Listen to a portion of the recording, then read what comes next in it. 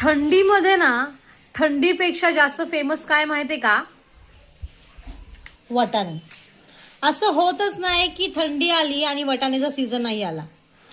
मला असं वाटतं की थंडीमध्ये प्रत्येकाच्या घरी हा वटाणे सोलणे हा प्रोग्राम चालू असेल.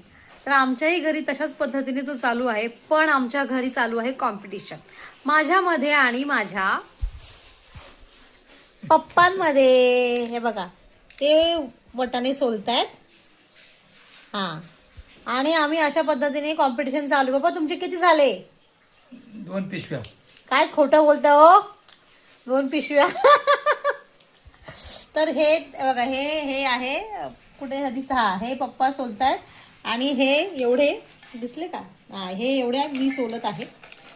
तर कसं असतं माहितीये का, आम्ही कॉम्पिटिशन का लावलंय? बिकॉज जास्ती कोणाचे झाले बघा. जास्ती बघा, तुम्हीच बघा, स्वतः सांगा, स्वतः सांगा. टोप त्यांचा मोठा आहे, माझा बारीक आहे. हा, त्याच्यात कमी दिसणार ना. हा,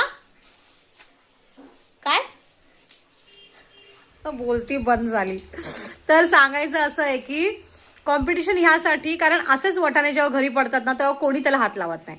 पण जेव्हा आपण बोलतो ना की लेट्स स्टार्ट कॉम्पिटिशन, तेव्हा प्रत्येकाची बॅटरी अशी चार्ज होते. कॉम्पिटिशन, कारण सध्याच्या युगात चालू आहे रॅट रेस, आणि रॅट रेसमध्ये ना प्रत्येकाला फक्त कॉम्पिटिशन हा शब्द ऐकला ना की अशी तंद्री त्यांची उडून जाते, लागतात लगेच कामाला. मग आम्ही पण तेच स्पर्धा चालू केली की कोण वटाणे जास्त सोलतोय बघा. म्हणजे 2 गोष्टी होतात, एक तर वटाणे सोलून होतात आणि दुसरी गोष्ट वटाणे सोलूनच होतात. टाइमपास कसला होतोय, हात दुखतोय मगातपासून. एवढे बघा किती वय बघा. हे बघा, हे एवढे वटाणे सोलून झालेले आहेत. ठीक आहे, हे बघा, हे दोघांचे डबे ठेवलेले आहेत. आता एवढे वटाणे बाकी आहेत सोलायचे. हा बघा कचरा. कसला टाइमपास, पण काय, वटाणे सोडले पाहिजे. पनीर, मटर पनीर करायचं असेल, पावभाजी करायचं असेल तर लागतात ना वटाणे. सो तुमच्याही घरामध्ये अशाच पद्धतीने काही चालतं का कॉम्पिटिशन वगैरे? चला वटाणे सोलूया, असं कॉम्पिटिशन आहे का तुमच्या पण घरामध्ये?